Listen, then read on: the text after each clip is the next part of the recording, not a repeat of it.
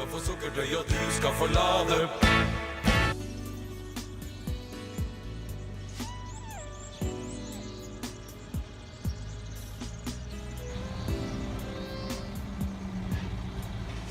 Ja, solen har jo kommet tilbake her i Merida da.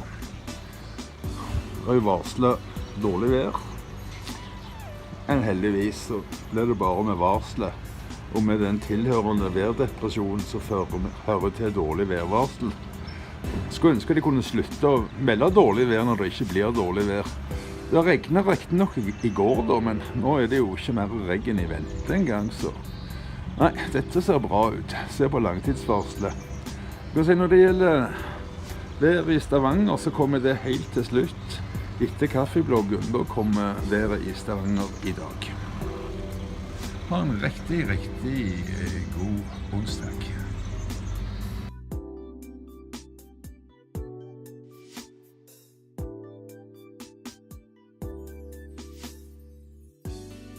Du skal få sukkertøy og du skal få lade.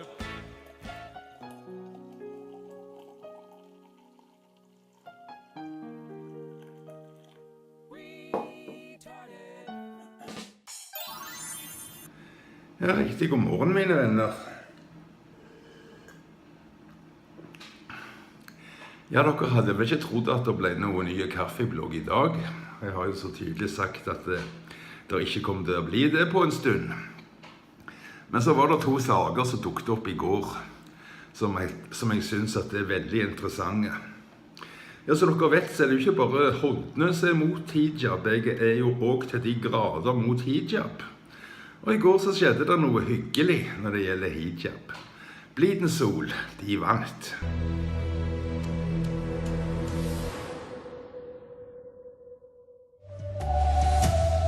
Her er NRK Dagsnytt klokken 12. Blidensol sykehjem i Stavanger regner med at de nå får lov til å nekte ansatte å bruke hijab. Det sier talsmann for styret, Thomas Middleton. Som svar til en belgisk domstol kom nemlig EU-domstolen i dag med en kjennelse som sier at arbeidsgivere har rett til å bestemme over ansattes religionsutøvelse i arbeidstiden. Dette her har vi jo sagt hele tiden, men vi har hatt et hylekor imot oss som ikke har forstått det. Og kalt oss rasister og all verden, og jeg håper nå at meningen får en annen vending.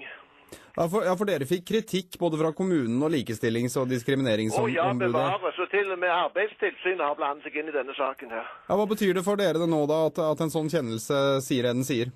Jeg vil si full seier. Jeg forventer at vi får medhold i at vi kan gå inn for vårt nøytrale arbeidsantrekk på Blidensol. Det er alt det vi forlanger. Svar i anken fra Blidensol er ventet denne måneden, reporter Anders Fehn. Det var en veldig god melding. Kan de slippe og så gå... Tenk de eldre som er innlagt, holdt jeg på å si, som må være der på Blidensol. De skal gå rundt og se på disse hijab-kledde, holdt på å si, apekattene, men de skal... La være å gjøre det, men det er ikke rasistisk å gjøre det, så bare glem det. Det er nemlig beskyttet av ironien. Alt er beskyttet av ironien, sier de nå. Så det er noen løgnas i laget, de er beskyttet av ironien, utrolig nok. Ja, jeg har vært bekymret for været, så dere vet. Alltid kjedelig med dårlig vær hvis vi får gjester fra Norge. Og været, det er ikke så gale, det.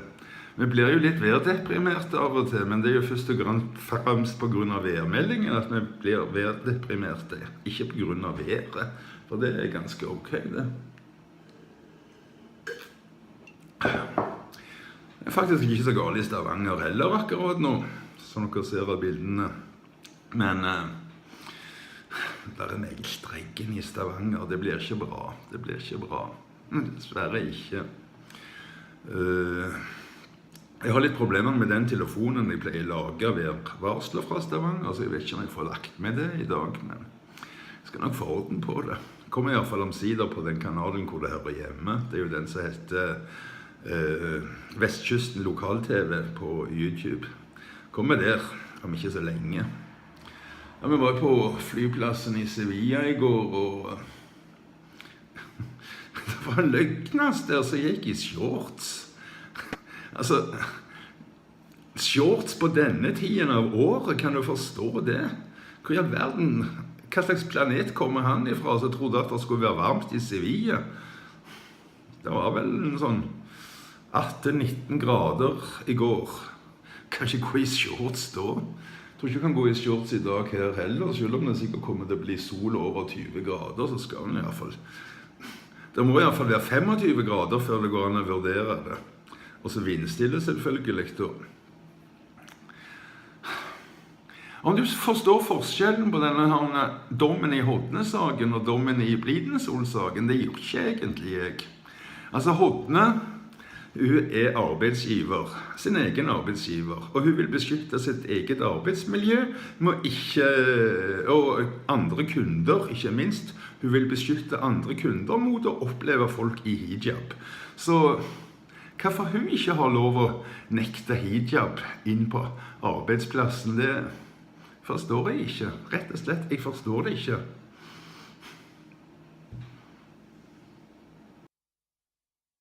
Høyesterett avviser Merete Hodnes anke i hijab-saken. Det bekrefter statsadvokat Asbjørn Eritsland til Stavanger Aftenblad. I lagmannsretten ble Hodne dømt til å betale 7 000 kroner i bod for å ha nektet en hijab-kledd kvinne adgang til frisørsalongen sin på Bryne. Merete Hodne er skuffet over avgjørelsen, men mener likevel at hun har lykkes med å sette fokus på et tema som opptar henne. Jeg føler jo på en måte at det var en halv seier i lagmannsretten, at det ble redusert bod til 7 000 og ikke samkostninger. Så jeg har jo fått veldig mye fokus på det som faktisk er det viktigste for meg. Så jeg har jo fått veldig mye mer fokus på det enn jeg hadde drømt om. Arbeiderpartiet sier de ikke ønsker at andre- og tredjegenerasjons innvandrere skal kunne bli fratatt statsborgerskap. MDG... Den dommen der, altså, den synes jeg er helt på trynet. Klart du skulle vært frifunnen. Det er galskap. Men det galneste i hele verden, det er jo da dette løgnasen hans i laget. Vet du, jeg har ikke hatt tid å forberede så mye til kaffebloggen i dag, selvfølgelig ikke. Det var ikke ment å bli noe kaffeblogg, og det blir ikke i morgen. Det blir, ja, det kan jo alltid skje et eller annet spesielt, da, men det blir ikke de nærmeste dagene. Så du trenger ikke sitte og vente på å få trykt thumbs down i morgen, da kommer ingenting til deg. Jeg har ikke hørt hva Pat sier om disse her hijabene, men dette innslaget, jeg tror det skal handle om hijab. Her er Pat. Han har jo så mye godt å si uansett han. If, like me, you want to live in a world where men and women are completely equal, not just in theory, but in actual practice, then you'd better get used to being called a racist by women who call themselves feminists. Progressive feminists, to be precise, or third-wave feminists, as they're sometimes known. Now, personally, I'm happy to be called any number of ugly names if it helps to draw attention in some small way to the glaring fact that progressive feminists are traitors to their gender. It's entirely thanks to their poisonous influence that when it comes to Islam, the words feminist and hypocrite go together as seamlessly as the words dickless and jihad. Can I say that? I ask because I read recently that a notorious group of hardline progressive feminist nutcases has been enlisted to help censor social media and crack down on free speech that hurts people's feelings. So I'd better be careful what I say here, otherwise... Wait, did I hear a click? Am I still here? Let's keep our fingers crossed and plough on. Now, everyone knows that feminism has been morally bankrupted by the cowardly refusal of the ones with the biggest mouths, the progressive feminists, to confront the greatest threat to women in the world today, Muslim misogyny. I'll say it again for you girls who still have your fingers in your ears, that's Muslim misogyny. We all know you want to ignore it, you couldn't have made that any more obvious. But it would be nice if just once in a while you could say something critical about it, just to reassure us that you're not quite the totally unprincipled, self-obsessed hypocrites we all think you are. No offence. Seems like the only time progressive feminists make any noise about Muslim misogyny is when they're shouting people down and calling them racists for opposing it. But then progressive feminists are not real feminists. And yes, there are still some of them around. It's just that their voices aren't heard so much because they tend to tell the unpleasant truth about Islamic immigration and its consequences for women, and nobody wants to hear about any of that, so it's fingers in ears, racist, racist, all men are rapists, tra-la-la-la. One thing progressive feminists love is to challenge the patriarchy. As long as it's not the Muslim patriarchy that treats women as actual possessions, mustn't challenge that one or you'll be a racist.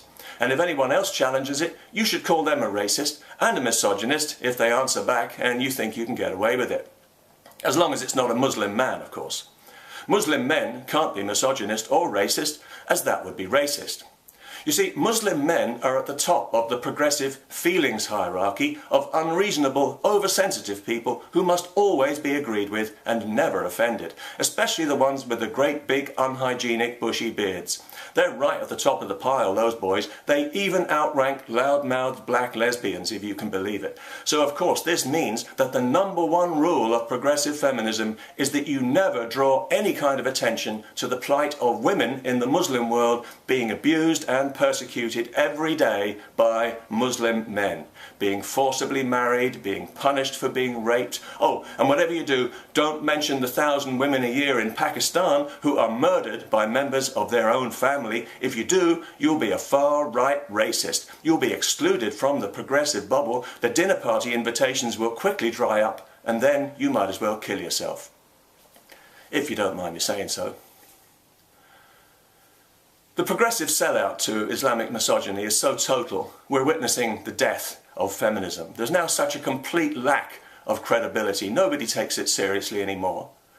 Feminism is now seen merely as a playpen for crybabies and bullies, censorious, small-minded, safe space harpies who hate being women and who want everyone else to compensate them for it. And they're such incorrigible whores to Islam, especially to Muslim men. They defer to them so eagerly on women's rights, it's as if they have an unhealthy desire to be dominated by Muslim men. I'm not saying they're attracted to them necessarily, they probably despise them as much as they despise all men. But of course, being progressives, they despise themselves even more for being so racist about it, and subconsciously they want to be punished. It's the only explanation for their behaviour that makes any sense. So presumably for them, an Islamic invasion of Europe couldn't have come at a better time. Because nobody knows how to punish a woman like a third world Muslim man, surely the most inadequate human creature on this planet, with all due respect. Raised by his mother to have no regard for women and too stupid and selfish to know any better, his horizon begins at the end of his penis where his brain resides. Of course, I'm not saying that they're all like that. I wouldn't want to be some kind of racist. I'm sure it's just a few bad apples imported wholesale from bad apple land, the land of rape culture. And millions more bad apples are on their way, you lucky ladies. Who's going to stop them? The Greeks? And soon, when Europe is flooded from top to bottom with third world Muslim bad apples, doing what they do best, making themselves thoroughly unwelcome, then progressive feminists with their refugees welcome signs will find out the hard way, when it's too late, that what they wished for is not what they want. And when women's safety and freedom in Europe eventually become so constricted that they are effectively relegated back to the shadows, it'll be very unfortunate, but what can we do? If third world Muslim men insist that uncovered women are asking to be molested, and they do, who's going to argue with them? Only a racist, surely, or a far-right hate-monger. Certainly not a progressive feminist. She knows her place. Ja, akkurat. I øyeblikket så har jeg faktisk ikke hørt det Pat sier, men jeg skal nå få gjort det da. Dere har jo hørt det, siden dere er med her fremdeles. Jeg tenkte vi skulle avslutte med en videoblogg. Ikke så som koselig er den heller, for den viser litt av forfallet i sentrum her. Men så er det noe godt da. Verdens beste bar, det er Balthazar. Du skal få sukkerdøy og du skal få lade. Ja, riktig god tirsdag. Ja, god og god. Så dere ser, så er det regnvær her i Merida. Jeg lagde en videoblogg i går, og i den delen fra Plaza i Spania så var det en feil. Og den har jeg nå lyst til å rette. Men så var det et par andre klipp også, som jeg da fikk lyst til å vise. For et dårlig vær, og i dag så får vi gjester fra Norge. Ja. Nei, la meg starte på Bar Balthazar. Det jo et veldig, veldig kjekt sted.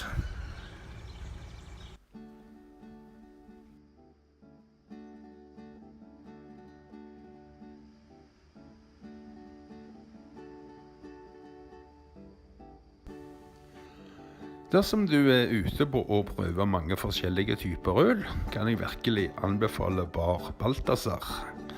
Santi, som har faktisk 40-årsjubileum på baren sin i år, har ikke mindre enn 50 forskjellige ølsorter. Så her det mye å velge mellom. Det også en veldig koselig bar til hyggelige priser. På dagtid så får du noen lekre gratis tapaser til ølet når du kjøper det. Han har som regel ikke kjøkkenet åpent på kveldstider. Det bare i forbindelse med byfester og for eksempel sånn som Kulturuken i bydelen og tapasfestivalen. Da har han kjøkken åpent om kvelden. Men ellers det bare fram til 4 du får varm mat til tapasene. Men det altså vel verdt å anbefale. Og som sagt, du kan velge mellom 50 forskjellige typer øl, så det skulle vel være mulig å finne noe for enhver smak her, vil jeg tro. Sånt en av de hyggeligste bartenderne du kan tenke deg. Og Bar Balthazar har de hyggeligste prisene du finner i hele byen. Det vel egentlig ingen som har lavere priser enn andre, noen som har for så vidt like lave priser, men de har ikke samme miljø, og de har ikke den tapasservicen du får her. Så jeg kan bare anbefale det. Du i Merida, stikk innom Bar Balthazar, som altså har 40-årsjubileum i år. Hvor mange barer vet du som 40 år? Jeg tror ikke det så mange.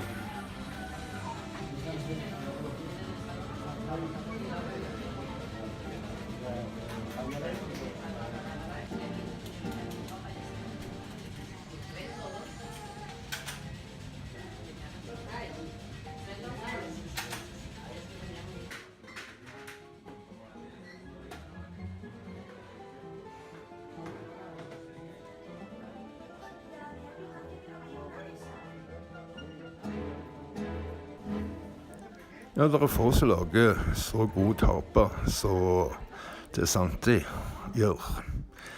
Det kjekkest om sommeren når du kan sitte ute. Det går vel kanskje mot dager hvor det mulig å gjøre det nå, for å håpe det. Ellers så får vi jo ta en tur på Bar Salla. Der det kjekt.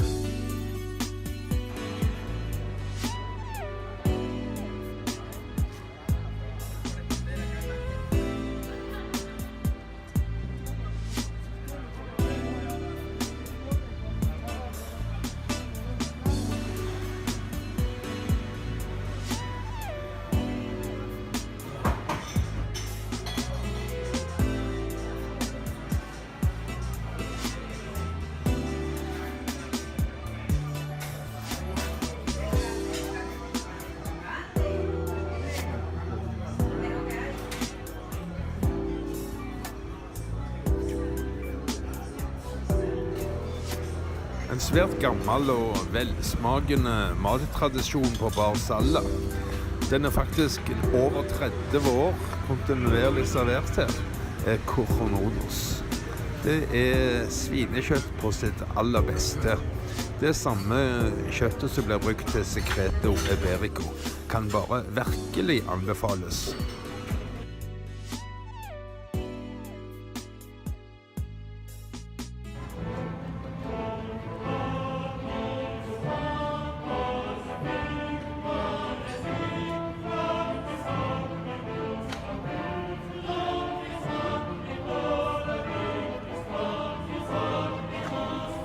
I fjor sommer var det noen idioter i bystyret her i Merida som fikk det for seg at Plaza de Spania ikke var fin nok. Så nå har de revet hele dritten. Alle de 4 koselige kioskene, haura vekke, alt vekke. Alt bare et anleggsområde, det helt grusomt dette her. Et svært hål i bakken. Altså,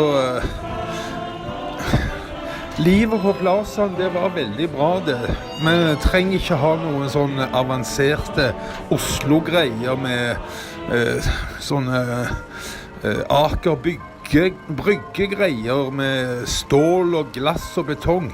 Det var veldig, veldig bra sånn som det var. Nå er det ingenting igjen.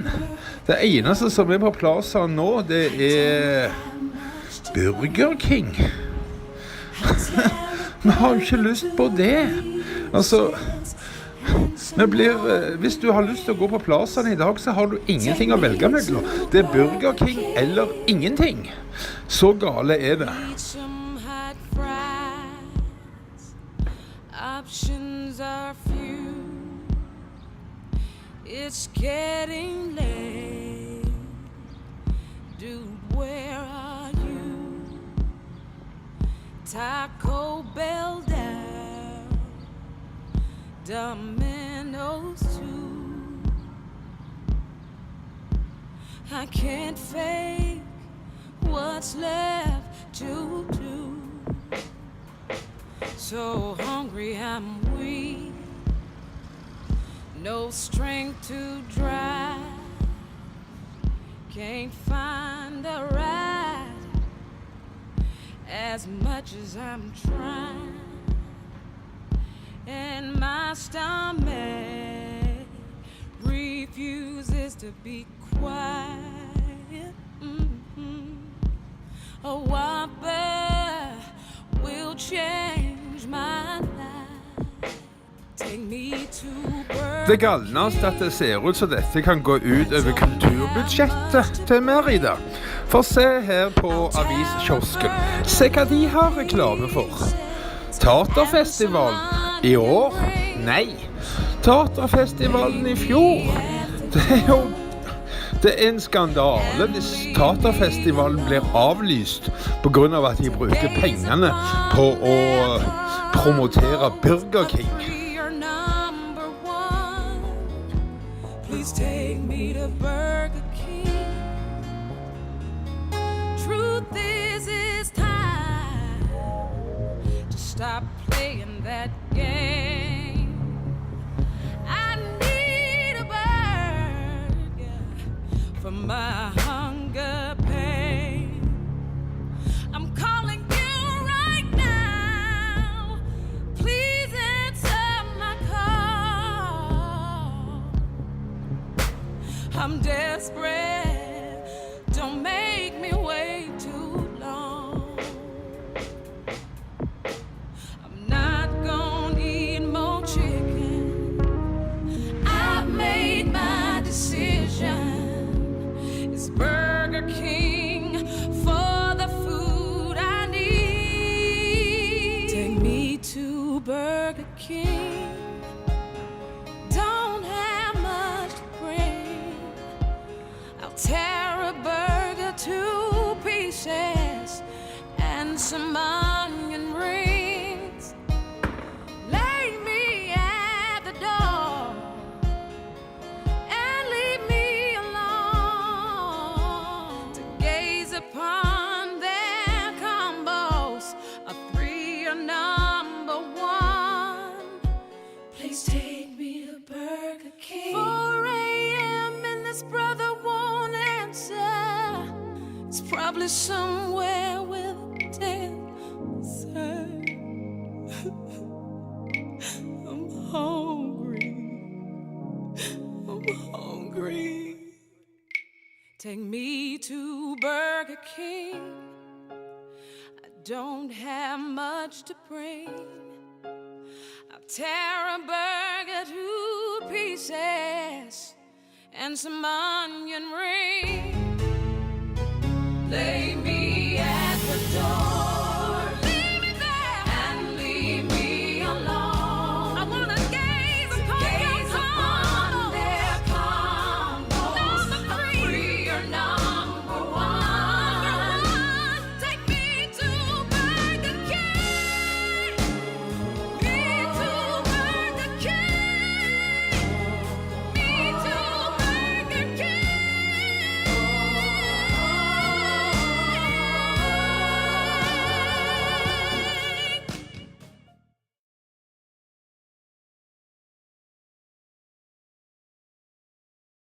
Stavanger, the most beautiful city.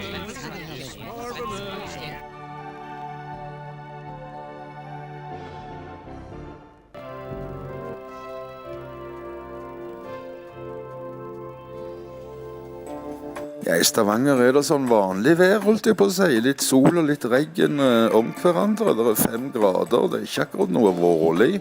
Det ikke akkurat noe kos heller. Det regner, og det sol om hverandre. Nei, jeg kunne godt hatt bedre vær I Stavanger.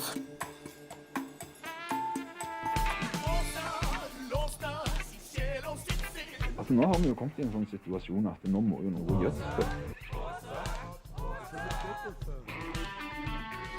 Det som jo skjedde var at Åse Kleveland fikk en sånn fiks idé.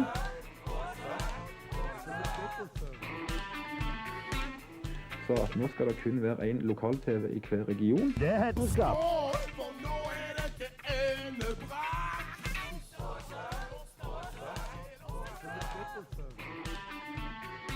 Og det hetenskap. Hetenskap holdt ut.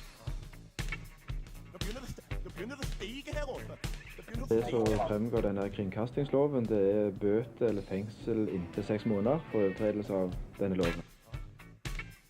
Nå begynner det stige her oppe. Da var det sånn de jobbet under krigen også, for å finne disse her sabotørene. Hetenskap holdt ut. For nå det endebrakt.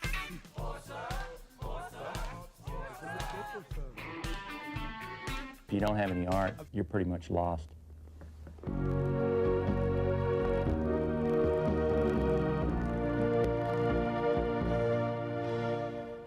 Hetenskap holdt ut uten oppveksten det.